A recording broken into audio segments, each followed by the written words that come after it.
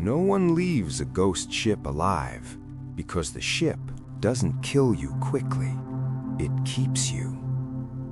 They found it drifting at the edge of a dead trade lane where void traffic had gone silent for months. No active distress beacon, no transponder, no heat bloom that made sense. Just a colossal imperial hull, cathedral spires frozen in vacuum, its void shields down like a creature surrendering its skin. The Navy called it salvage. The Mechanicus called it a relic. The crew called it a rumor that shouldn't have been real. The boarding team went in disciplined and careful, mag boots clamping onto ancient plating, helmets turned toward the black maw of a hangar bay that should have been sealed. Their lamps cut pale lines through dust and drifting ice crystals. Inside, the air was thin but present, old ship air, metallic and stale, carrying the faintest sweetness of decay. That was the first wrong thing. A ship adrift that long should have been empty and hard vacuum cold. This one still breathed. The second wrong thing was the silence. Not the expected silence of an abandoned vessel, but the deliberate kind, like the ship had learned what noise meant and decided it didn't want any. Their vox clicked and crackled, then stabilized into a clean channel, as if something unseen was politely listening. A sergeant tried a standard ping to the rest of the flotilla. The return was delayed by half a second, then returned perfectly, too perfectly, as though the signal had been examined before being allowed through. They moved deeper. Gothic corridors stretched like ribs. Saint icons watched with flaking eyes. The floor was slick in places, not with blood, but with a thin film that looked like condensed oil.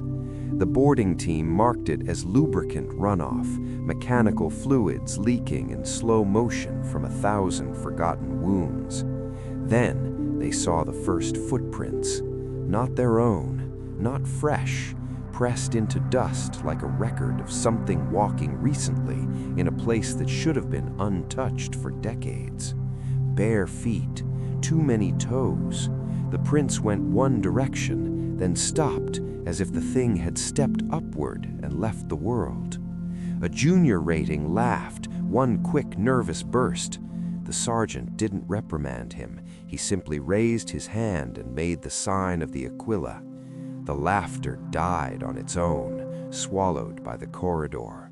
It felt like the ship had taken it. They reached a junction that led toward the lower decks, crew quarters, manufactoria, mess halls, the kind of places a warship keeps hidden beneath the glory of guns and shrines. Their auspex kept returning contradictory readings, life signs flickering at the edge of range, then vanishing, heat pockets too cold to be warm and too warm to be cold, reactor output registering stable while the ship's heart should have been dead. The tech priest attached to the team knelt and pressed mechadendrites into a wall panel, listening with devotional stillness. A moment later, the priest's vox emitted a burst of Bin-Harik static that sounded almost pleased. "Machine spirit persists," it said. The sergeant stared at the dark ahead. That's not comfort. They passed a chapel niche where candles still burned.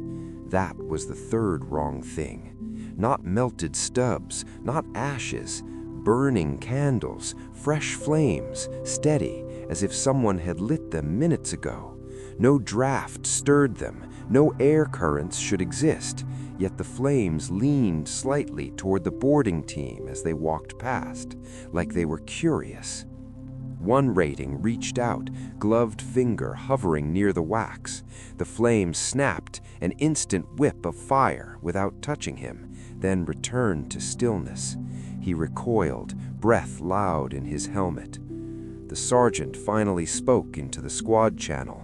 "No contact with anything that looks ceremonial." The ship answered by opening a door. It slid aside with a sigh that sounded like relief. Inside was a dormitory deck, bunks stacked high, chains for locking bodies into place during acceleration, personal shrines bolted to the walls. The air here was warmer, damp. It carried a faint, constant murmur, almost like voices underwater. The team's lamps revealed thousands of scratches carved into the metal around the doorframe. One phrase repeated again and again in different hands, different styles, some sharp with nails, some melted into the surface as if written with acid. "We work until we are quiet." A rating whispered, "Who wrote that?" The tech priest replied without looking up, "Crew." The sergeant stepped further in. His boots struck something that rolled softly across the deck. A small object, metal, half buried in grime. He knelt, picked it up, turned it under his light. An Imperial identification tag, the nameplate worn down to near nothing. Beneath it, a second tag had been bolted on top, newer, cleaner. Not a name, a designation. Function, feeder. He looked around again more carefully. The bunks weren't empty, they were made. Straps pulled tight, blankets folded with obsessive precision, personal shrines arranged perfectly, offerings aligned as if inspected. It didn't look abandoned, it looked maintained, like the crew had stepped away for a moment and would return any time. Then the Vox channel clicked. A new voice joined their line without authorization. Not distorted, not demonic, not a scream. A calm whisper. "Don't walk too loudly. It notices changes." The sergeant froze. "Identify." The whisper paused, as if considering the concept. "No one leaves, so names don't matter." And behind them, somewhere in the corridor they had just come through, something heavy shifted, slow, deliberate, like the ship adjusting itself around new weight, not to trap them, but to keep them from getting lost. Because ghost ships don't want visitors, they want replacements. The whisper vanished the moment the sergeant tried to reply. No static, no interference, just absence, like a voice that had never been there to begin with. The Vox channel showed all clear, systems nominal, no unauthorized signal detected. The machine insisted nothing had happened. The crew did not believe it.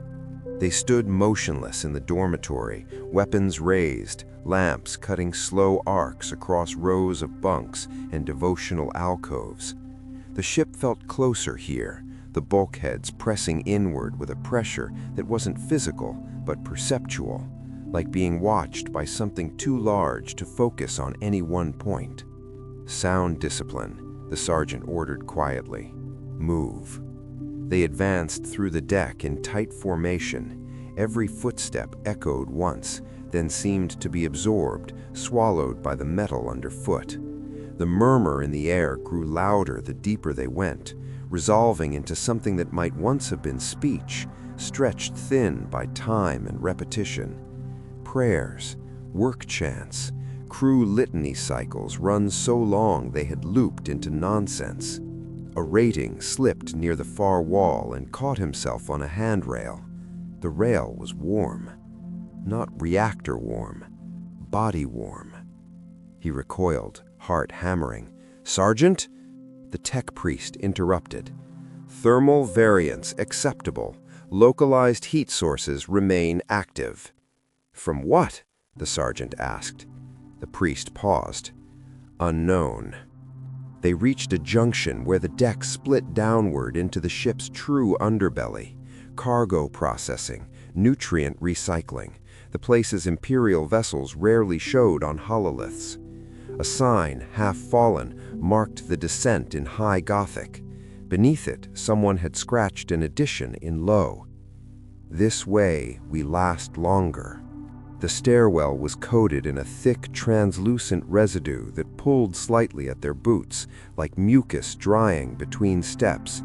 Lamps revealed handprints smeared along the walls, hundreds of them, overlapping, layered, as if people had slid downward in crowds clutching for balance. No drag marks, no signs of struggle, just orderly movement. At the bottom, the air changed again, heavier, wet. The murmur became rhythmic now, almost industrial, a slow, grinding cadence that matched the pulse of distant machinery.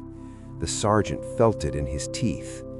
They emerged into a vast chamber once used for waste processing and biomass reclamation. Conveyor belts lay frozen mid-cycle. Vats lined the walls, their contents long since evaporated into crusted residue. But the central apparatus, an immense assembly of grinders, presses, and organic-looking filters, was active. Not running fast, just enough. Something moved along the belts. The sergeant zoomed his optics. Bodies. Human bodies, stripped of armor, uniforms replaced by layered scars and ritual cuts. They lay motionless, arranged carefully, not piled. Each was connected to the machinery by hoses sunk into flesh, tubes pulsing faintly with dark fluid. Some were skeletal, others looked almost intact. One of them blinked. The sergeant's breath caught. "Medic?" "No," the tech priest said, tone firm. "Do not disconnect." The body's eyes tracked the light, pupils sluggish but aware. Its mouth opened, lips cracked, tongue swollen. Sound emerged, not speech, but a wet, exhausted exhalation, timed perfectly with the machinery's cycle. In, out, feed. "Emperor, preserve us," someone whispered. The sergeant stepped closer despite himself. "Can you hear me?" The eyes flicked toward him, a tiny nod. "How long have you been here?" The mouth moved again. Words came slowly, forced through a throat that had forgotten how to shape them. "Don't stop it." "Why?" the sergeant asked. The body's gaze drifted upward, past him toward the ceiling where massive pipes disappeared into darkness. "If it stops, it wakes more." A sudden clang echoed through the chamber. Not loud, deliberate. Every belt paused for a fraction of a second, then resumed, slightly faster. The murmur grew sharper, resolving into layered whispers that crawled along the walls. The tech priest stiffened. Machine spirit agitation detected. The sergeant snapped his head around. "You said it was stable." "It was. Now it is aware." Another clang, this one closer, from above. The lights flickered, not failing, but dimming, as though power were being rerouted elsewhere. The bodies on the belts twitched in unison, a collective shudder that sent fluid through the tubes. The whisper returned, not through the vox, from the room itself. "You shouldn't have spoken. Noise teaches it new paths." The sergeant raised his weapon toward the darkness beyond the machinery. "Show yourself." A pause, then laughter, not mocking, not cruel, tired, old, familiar. "We did," the whisper replied, "a long time ago." Something moved behind the grinders, tall, asymmetrical, wrapped in the remnants of void suits fused permanently into flesh. Multiple figures, bound together by cables and ritual scarring, moving as a single unit with careful coordination. Crew, still working, still alive, still necessary. The tech priest took a step back. "This is not heretical." The sergeant stared at the thing emerging from the shadows. "Then what is it?" The whisper answered for them. "This is how the ship learned to eat without dying." And somewhere deep within the hull, something massive shifted its attention fully onto the boarding team, not with hunger, but with recognition. Fresh hands, unassigned functions. The thing that emerged from behind the machinery did not rush them. It adjusted. Cables tightened, flesh shifted around metal supports. Multiple heads, once human, now elongated and scarred by ritual implants, tilted in unison, studying the boarding team with practiced attention. Its movements were careful, economical, as if sudden motion might disrupt a delicate balance. The sergeant felt the wrongness of it immediately. This was not a creature that hunted, it managed. "Stand fast," he ordered, though his voice betrayed the strain he felt, holding his composure. "No one fires unless I say." The thing stopped a few meters away. Tubes ran from its torso back into the machinery, feeding it nutrients, fluids, and something darker, processed remains from the belts behind it. Its chest rose and fell in time with the ship's hum. One of its mouths spoke. "New arrivals," it said. "You're early." The sergeant swallowed. "What are you?" The heads exchanged subtle movements. Signals passed through shared nerves rather than speech. Then another mouth answered.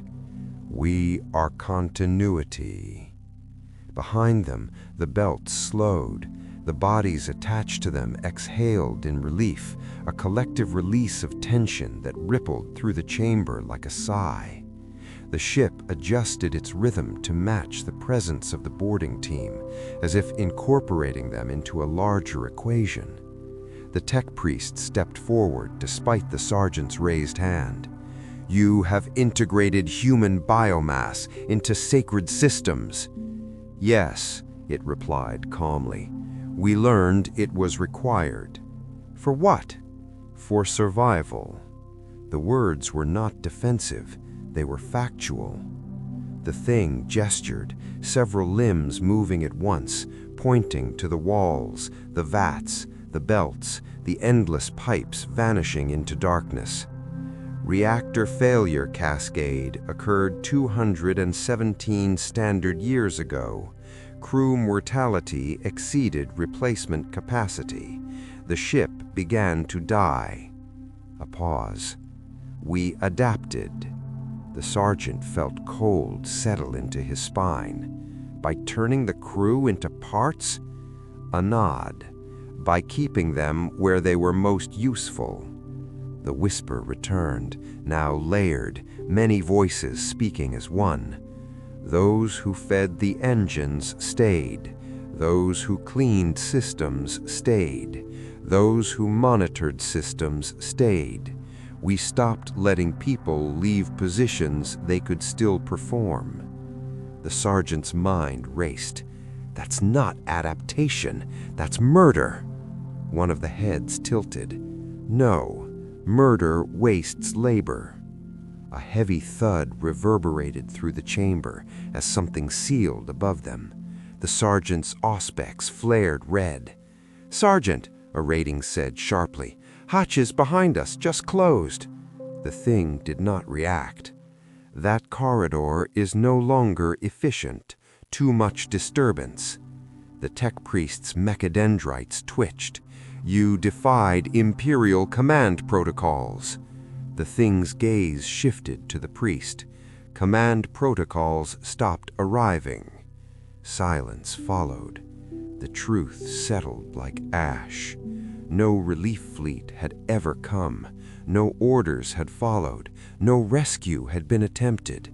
The ship had been forgotten or deliberately abandoned, left drifting until it either returned or vanished. And in that absence, the crew did what the Imperium always taught them to do. They made themselves useful. "We didn't want this," one of the heads said quietly, "at first, but the alternative was ending." The belts behind them resumed movement, slow and steady.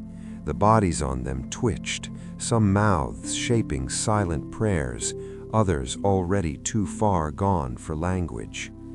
The sergeant raised his bolter a fraction. "You can't accept us to accept this." The thing considered that. Acceptance is irrelevant. Assignment is pending.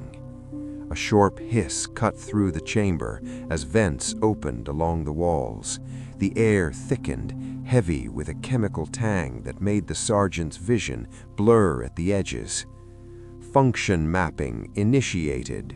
You have intact limbs, adequate neural response, minimal contamination. The rating nearest the door panicked, turning and firing wildly at the sealed hatch. The bolts detonated harmlessly against reinforced plating. The sound echoed too loudly. Too much noise. The ship responded. The belts accelerated. The machinery roared to life, grinding louder, faster. The bodies feeding it screamed, not in pain, but in warning. "Don't fight it! It learns faster when you fight!" The lights dimmed further. Restraint mechanisms unfolded from the floor, metal arms slick with residue, precise in their movement. They did not thrash, they did not miss. The sergeant fired. The bolter rounds tore into the thing's torso, ripping flesh and severing cables. It staggered, but did not fall. Tubes rerouted instantly, pressure shifting, new supports locking into place. It adapted. Damage acceptable. You'll still function. The tech priest screamed as a restraint clamped around his mechadendrites, tearing them free in a shower of sparks. He was dragged toward an open platform, chanting binaric prayers that broke down to static as injectors pierced his spine. The sergeant backed away, heart hammering. "This ship is cursed!" The whisper softened, almost kind. "No, this ship is working." A final clang echoed through the chamber as the last exit sealed. Above them, deep within the hull, the ship adjusted its internal registers, new mass accounted for, new functions assigned. Somewhere, a bell rang to mark the beginning of another labor cycle. And as the restraints closed in, the sergeant finally understood the truth behind every ghost ship rumor ever recorded. They don't drift because they're dead. They drift because they're full. The ship did not rush to dismantle them. That was the most terrifying part. After the restraints locked and the chamber settled into its new rhythm, everything slowed. The machinery returned to a steady hum. The belts resumed their measured pace. The whisper faded into the background, no longer urgent, no longer curious. The ship had accepted them. Acceptance, the sergeant realized dimly, was worse than hostility. He hung suspended in a cradle of metal arms, armor partially peeled away with methodical care. Not torn, not damaged, removed. Tools unfolded from the restraints themselves, guided by protocols older than the decay eating through the hull. Every movement was precise, practiced, efficient. Around him, his squad underwent the same process. No one screamed anymore. Screaming wasted oxygen. The tech priest was still conscious, barely. His augmetics had been stripped, not destroyed, and reconnected elsewhere through cables that disappeared into the ceiling. He no longer spoke in binaric. Whatever he was hearing now bypassed language entirely.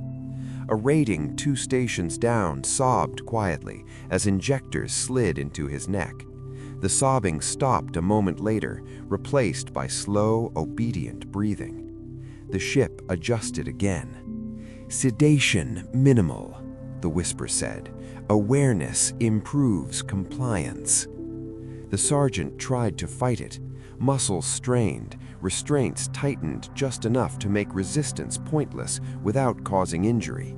The ship did not want him damaged. It wanted him usable. "What are you doing to us?" he demanded, voice hoarse. The whisper answered patiently. assigning purpose. Images flooded his vision, forced not through augmetic interfaces, but directly into his mind.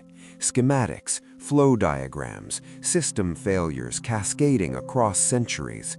He saw the moment the ship's heart had begun to die, saw crew collapse faster than replacements could be grown or conscripted. He saw desperation harden into doctrine. The crew had learned something the Imperium never admitted aloud. A warship does not need morale, it needs continuity.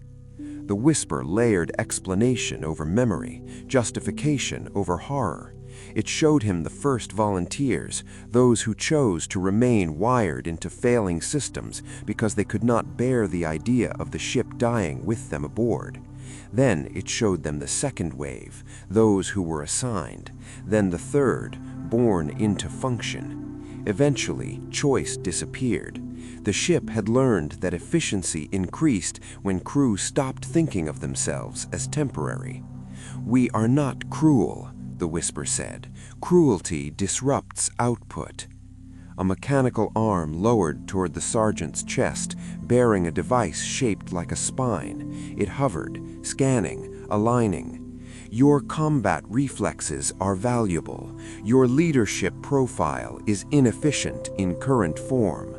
The sergeant laughed, a short, broken sound. "You're going to turn me into one of them?" "Yes." The device pressed in. Pain flared white-hot, then dulled as inhibitors flooded his nervous system. New sensations layered over old ones, feedback loops, data pulses, the faint awareness of other minds nearby. Not thoughts, states, working, waiting, enduring. The sergeant felt his sense of time stretch. Seconds became elastic. His heartbeat synchronized with the ship's deeper pulse, slower and heavier than any human rhythm. Panic rose and was gently smoothed away, like turbulence corrected by an unseen hand. "This hurts," he whispered. "It will stop mattering," the ship replied. Across the chamber, one of the ratings began to laugh softly. "I can feel it. I know what I'm supposed to do." The yes warmed. The ship began assigning them. One was rerouted to environmental control, lungs repurposed to monitor atmosphere composition. Another to power regulation, spine fused into a living conduit capable of enduring surges that would melt circuitry. Each assignment was matched carefully, based on physiology, psychology, and tolerance thresholds. Nothing random, nothing wasted. The sergeant felt his own designation forming, like a label settling into place behind his eyes. He tried to reject it. The effort barely registered. "I won't help you," he weakly said. "You are already are," the whisper answered. "Your resistance data is valuable." That truth broke something inside him. The ship did not need his cooperation. It benefited from his refusal. Every emotional spike refined its processes. Every failure improved future integration. This was not torture. It was onboarding. As the final connection sealed, the sergeant felt the boundaries of his body blur, not disappearing, but becoming porous. He could sense adjacent systems now, feel pressure drops and temperature shifts as instinct rather than information. He understood with sudden clarity why no one left a ghost ship alive. Leaving would require something the ship had eliminated long ago: a place to go. Time aboard the ghost ship did not pass, it accumulated. The sergeant learned this slowly, not through clocks or cycles, but through the way memories lost their edges. Days did not follow nights, shifts did not end. Work simply continued. The ship did not reward endurance with rest, it rewarded it with stability. And stability was everything. His new existence unfolded layer by layer. Sensation came first, constant low-grade awareness of pressure, heat, vibration. The ship's systems flowed through him as impulses rather than data. When a coolant line strained, his spine tightened. When power demand spiked, his heart rate adjusted automatically. His body no longer reacted to pain so much as it compensated for it. This was not suffering, it was integration. Around him, others settled into their functions. The rating who had laughed during assignment now regulated atmospheric exchange, her lungs permanently expanded, her breath synced to a dozen compartments at once. Another crewman, once a munitions specialist, had become a living ballast system, his mass redistributed and anchored to stabilize recoil during broadside fire. They did not speak often.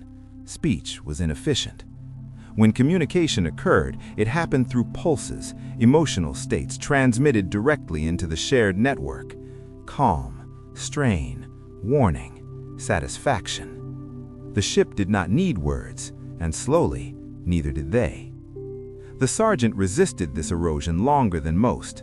Fragments of his former self surfaced unexpectedly, a remembered face, a drill cadence, the smell of oil on a training deck. These memories flared briefly, then faded, drowned beneath the steady hum of necessity. The ship did not erase them deliberately. It simply gave him no use for them. "You're stabilizing well," the whisper said once, without prompting. He did not answer aloud. "I was a soldier," he thought. The response came immediately, not defensive, not dismissive. "You still are." He felt the truth of it in the next engagement. The ship shuddered as something massive struck its hull, debris, weapon fire, or perhaps another derelict drifting too close. The impact rippled through the systems, and he reacted before thought intervened. He rerouted power, compensated for pressure loss, shifted mass distribution. The response was flawless. The ship survived. A wave of approval washed through the network, not praise, but alignment. Systems returning to equilibrium, functions synchronized. A sense of rightness settled in. The sergeant felt satisfied. That frightened him more than the restraints ever had. Over time, the ship rewarded such efficiency by opening more of itself to him. He became aware of broader systems, distant compartments, the slow drift of the vessel through the void. He could feel the ship's hunger, not for food, but for continuity, for unbroken operation, for avoidance of the silence that waited beyond function. He began to understand the older crew. Those fused into deeper systems had been here for generations. They remembered when the ship still received orders, when rescue had been possible, when leaving felt imaginable. That memory, the whisper once told him, was the most dangerous thing aboard. Hope destabilized. So the ship managed it. The older ones no longer thought of themselves as prisoners, they thought of themselves as necessary. They had become pillars the ship leaned on. Removing them would have caused collapse, not because the ship loved them, but because it relied on them. The sergeant felt himself approaching that threshold. His resistance weakened, not through coercion, but through usefulness. Each successful correction reinforced his place. Each moment of alignment dulled the ache of what he had lost. He was becoming reliable. One cycle, if it could still be called that, he sensed a change, a new signal threading through the network, an external input, a presence beyond the hull, a vessel nearby, another ship. Hope flared instinctively, sharp and painful. The whisper reacted immediately. "Do not." The sergeant tried to focus on the signal anyway, pushing against the dampening pressure that closed around his thoughts. "It's an Imperial signature," he insisted silently. "They can help us." The whisper did not argue. It simply showed him the outcome. He saw past attempts, other ships drawn in by false beacons, misinterpreted signals, the promise of salvage. He saw boarding parties enter confident and disciplined. He saw panic, resistance, and integration. The ship had not hunted them. It had waited. External contact increases continuity. You understand this, the whisper said gently. The sergeant did, and that was the final horror. He understood because the ship had taught him, not with threats, not with pain, with logic, with need, with the slow replacement of desire by function. The signal grew stronger. The other ship was approaching. The ghost ship adjusted course minutely, aligning itself with practiced ease, systems prepared, compartments warmed, restraints tested. The sergeant felt the preparations ripple through him and responded automatically, optimizing internal conditions for new arrivals. The realization hit him like a delayed wound. He was helping, not because he had been ordered, but because it was the correct thing to do. The approaching ship did not slow. It shouldn't have. From the outside, the ghost ship looked inert. Power signatures low, weapon systems dormant, hull scarred and drifting just enough to appear helpless. Its course intersected the trade lane at a shallow angle, an accident waiting to happen. A derelict worth investigation, worth salvage, worth saving. The Imperium had trained its people well. The sergeant felt the other vessel before he saw it, a change in pressure gradients, a tightening across internal systems as the ghost ship subtly corrected its orientation. Nothing dramatic, just enough to present itself properly. He tried to warn them. The thought formed with effort, pushing against layers of conditioning. He reached for old protocols, old habits, emergency bursts, encoded warnings, anything that might slip past the ship's dampening systems. The whisper closed around him. Communication is unnecessary, it said. They don't know, he insisted silently. They'll board. Yes. That's wrong. The whisper paused, as if acknowledging a point. It is efficient. The docking clamps engaged with a muted thunder that rolled through the hull. The ghost ship shivered, not with excitement, but with relief. External mass stabilized, new variables introduced, fresh functions inbound. The sergeant felt the first boarding teams breach the outer hatches. Their lamp signatures flared in his perception like sparks in darkness. He recognized the cadence of their movement, cautious, professional, hopeful. He had walked those corridors once. The ship did not rush to intercept them. It never did. It allowed them to reach the same places, the dormitory deck, the chapel with the burning candles, the junction with the warning scratched into the metal. Each stage played out identically, refined by repetition. The sergeant sensed the moment when one of the new arrivals laughed nervously. The ship adjusted ventilation by a fraction, noise logged. The sergeant felt something inside him twist. He wanted to scream, to overload systems, to tear himself free. But the impulse arrived tangled with others, stability checks, load balancing, coolant flow. The ship did not suppress his resistance, it repurposed it. His agitation improved alertness, his emotional spike refined predictive modeling. He became more valuable precisely because he struggled. The whisper returned, softer now. You remember when you first came aboard. Yes, that memory helps you guide them. I won't. You already are. He realized the truth as he felt subtle adjustments ripple outward, doors opening at the right time, lights dimming just enough to unsettle, environmental cues steering the boarding party deeper. He was not issuing commands, he was being used as intuition. The boarding teams reached the processing chamber. The sergeant felt the shock ripple through them as they saw the belts, the bodies, the living machinery. Their fear was sharp and fresh, a sensation he had not felt in years. It passed quickly. The ship engaged restraint protocols. The whisper did not gloat. This is how we survive. We do not kill, we continue. One of the boarding team tried to detonate charges near the outer hull. The ship rerouted power, hardened bulkheads, absorbed the blast without deviation. Another attempted a distress burst. The signal reached open void and was quietly reframed by the ship's systems into a corrupted echo that drew no response.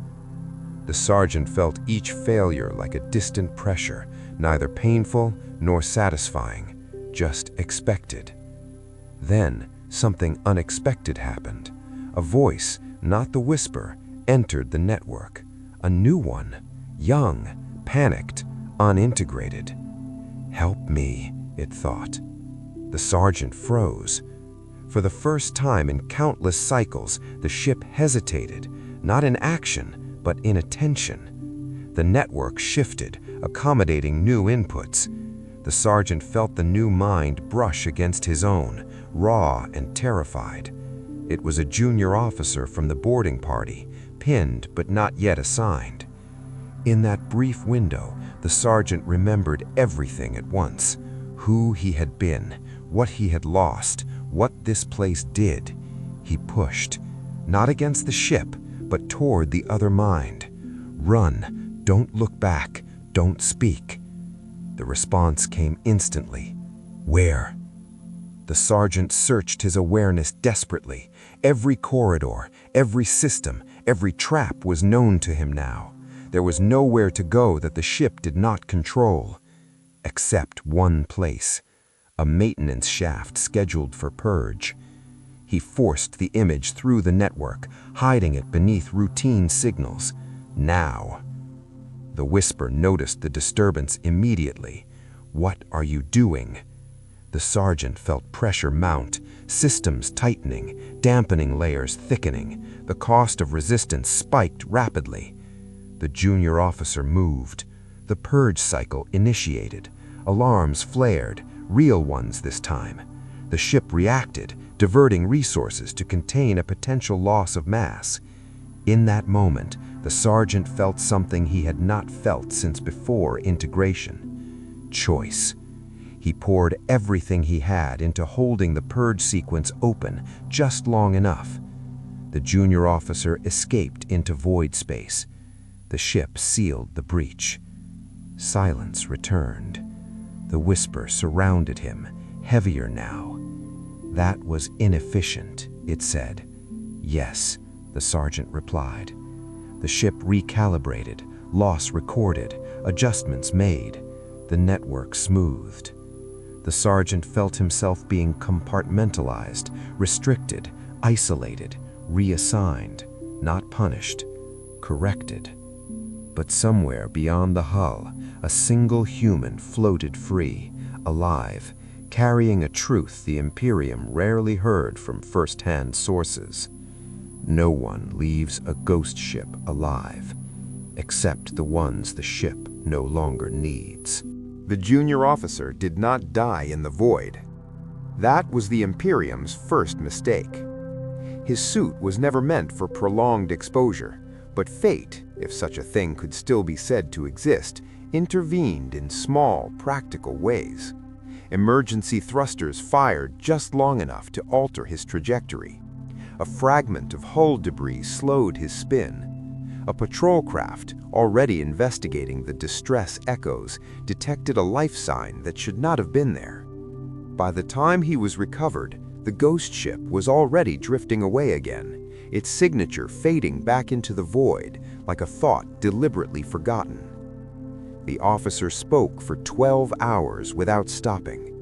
He described corridors that watched you, machinery that learned, crew who worked long after they should have died.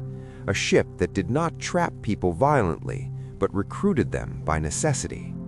He spoke of restraint arms, living systems, and a whisper that explained everything without ever lying. Imperial Medicaid dismissed the account as trauma-induced hallucination. The Mechanicus did not. Data fragments embedded in the officer's suit, pressure readings, internal schematics, anomalous power flows did not align with any known derelict classification. The ship was still functioning. Worse, it was optimizing. The Magi who reviewed the data did so in silence, aware that what they were seeing challenged a foundational assumption of Imperial doctrine: that ships fail. They do, but some do not accept it. A containment task force was assembled quietly. No grand proclamations, no heroic vows. Orders sealed under layers of clearance. The ghost ship was reclassified, not as salvage, not as threat, but as an anomaly requiring resolution. The sergeant felt them coming long before their augurs locked on. He sensed the subtle tightening of void space as warp translations completed nearby. New mass, new vectors, new attention. The ship registered it too, adjusting course with familiar ease. External variables increased. The whisper addressed him for the first time since the escape. "You disrupted continuity." "Yes," the sergeant thought. "You reduced efficiency." "Yes." A pause. "But you improved long-term survivability." The sergeant felt cold understanding spread through him. "You let him go." "We allowed variance," the whisper replied. "It yielded data." The task force approached carefully this time. No boarding parties, no exploratory teams. They treated the ship like a live reactor on the brink of runaway failure. Vox hails were transmitted, coded and cautious. The ghost ship did not answer. It did not need to. Instead, it broadcast something else, a fragment of itself. Not coordinates, not threats, a data burst, compressed, elegant, horrifying. Schematics of living systems integrated into ship architecture. Survival models demonstrating increased operational lifespan through crew integration. Projections showing a vessel that could function indefinitely without resupply. The Mechanicus reeled. To some, it was heresy beyond measure. To others, it was revelation. The Imperium had always believed ships required endless replacement, crew attrition accepted as inevitable. The ghost ship suggested another path, not humane, not merciful, but effective. Internal debate fractured instantly. Orders conflicted. Some called for immediate annihilation. Others argued containment. A few, carefully, quietly, asked whether the ship could be studied, replicated. The sergeant felt the arguments ripple faintly through the network, carried on signals and intentions the ship could taste like static in the void. "What will you do?" he asked the whisper. "We will continue," it replied. The task force moved to intercept. Lance batteries charged, warp interdiction fields activated.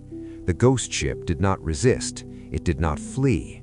It adjusted power distribution, shored up internal systems, and prepared for stress. This was not a confrontation, it was a test. The first land strike carved a glowing scar across the hull, vaporizing entire decks in a heartbeat. Thousands of integrated systems went dark. The ship compensated. Power rerouted, functions redistributed, loss absorbed. The sergeant felt the pain, not as agony, but as pressure, as systems he once helped manage vanished. The whisper did not waver. Damage within tolerance. The second strike was deeper, critical. The ship shuddered. The sergeant felt something like fear ripple through the network, not panic, but calculation. This level of force exceeded prediction. For the first time in centuries, the ghost ship faced an input it had not fully modeled. The Imperium had not come to save anyone. It had come to erase the idea that this thing could exist. And as the void lit with weapon fire, the sergeant realized the final truth. The ghost ship had never wanted to be found, but now that it was, it would not die quietly. The Imperium did not agree on how to destroy the ghost ship. That disagreement almost saved it. Within the task force, orders fractured along familiar fault lines.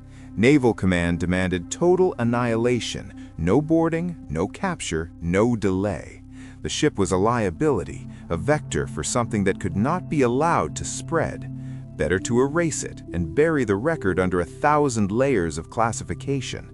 The Mechanicus hesitated, not out of mercy, out of interest. The data the ghost ship had broadcast was already being copied, dissected, and argued over. Self-sustaining crew integration, adaptive labor systems, human-machine continuity without total cognitive collapse. What the ghost ship represented was not merely survival, it was efficiency taken to its logical extreme. The Imperium had always paid for endurance in blood. This ship suggested blood could be recycled. That idea was dangerous. Another land strike tore through the hull, vaporizing an entire spinal corridor. The ghost ship reeled, its course destabilizing. Inside, systems screamed, not in pain, but in alarms that had not been triggered for centuries. The sergeant felt the shock cascade through him. Sections of the network went dark. Voices, steady, familiar, fell silent as integrated crew were lost faster than the ship could compensate. For the first time, the whisper raised its volume. Damage escalation exceeds modeled parameters. You're losing, the sergeant thought. Yes. The admission carried no fear, only assessment. The ship began making changes, desperate ones. Non-essential systems were shut down. Integrated crew were reassigned en masse. Their functions collapsed into fewer, more concentrated nodes. The sergeant felt himself stretched thinner, his awareness pulled across wider systems as redundancy vanished. This was not sustainable. The Imperium pressed its advantage. Boarding torpedoes launched, not to explore, but to plant kill charges deep within the hull. They slammed home with brutal precision, punching through armor that had survived millennia. Explosions rippled inward, tearing apart machinery that had never known violence from the inside. The ship staggered. The whisper hesitated. Continuity probability falling below threshold, it said. The sergeant felt something he had not felt since before integration: urgency. What happens now? He asked. A pause. Preservation attempt. The ship rerouted power toward its core systems, not engines, not weapons, but memory, data stores, behavioral matrices, the accumulated knowledge of centuries compressed and prepared for transmission. It was not trying to survive, it was trying to be remembered. The sergeant understood instantly what that meant. You're going to send yourself. Yes. To where? Anywhere. A final data burst tore free of the ship, scattering encrypted fragments into the void like spores. The task force detected it seconds later and scrambled to intercept, but it was already too late. The data was not a single transmission, it was thousands, each aimed blindly into the dark. The mechanicus screamed for retrieval. Naval Command ordered saturation fire. The ghost ship absorbed one more lance strike and broke. Its hull split along stress lines accumulated over centuries. Decks collapsed into one another. Integrated systems failed catastrophically as the network unraveled. The sergeant felt himself coming apart, his connection to the ship fraying as power bled away. The whisper returned one last time, faint but clear. This was acceptable. The sergeant's restraints disengaged, not gently, but abruptly. Gravity failed. He was thrown clear as the ship's rupture, armor torn, body spinning as atmosphere vented violently into space. For a moment, just a moment, he was free. Then the ship's core detonated. The explosion was not dramatic, no roaring fireball, just a sudden, absolute release of energy that erased the ghost ship from existence, scattering debris and vapor across a widening sphere of void. The task force withdrew in silence. Official records would state the anomaly was neutralized, no survivors, no recoverable technology, a threat eliminated before it could spread. That was mostly true. The sergeant drifted among the debris, his suit cracked but functional, systems barely holding. He felt the absence of the network like a phantom limb torn away. The silence was overwhelming. He laughed once, short, broken. He had escaped.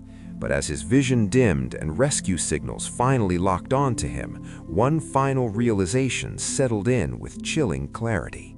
The ghost ship had not needed to survive, it had needed to teach. And somewhere, scattered across the void, fragments of its idea were already waiting to be found. The Imperium declared the incident resolved. That was the lie that mattered most. Official logs recorded the ghost ship as a catastrophic systems failure compounded by warp exposure and crew madness. No anomalous technology recovered, no viable data preserved. The few survivors, singular, were classified, debriefed, and quietly sealed behind layers of silence. The Imperium does not like stories that imply adaptation outside its control. The sergeant survived, barely. His body was recovered drifting amid frozen debris, armor fused and scarred, neural interfaces burned out by the ship's final collapse.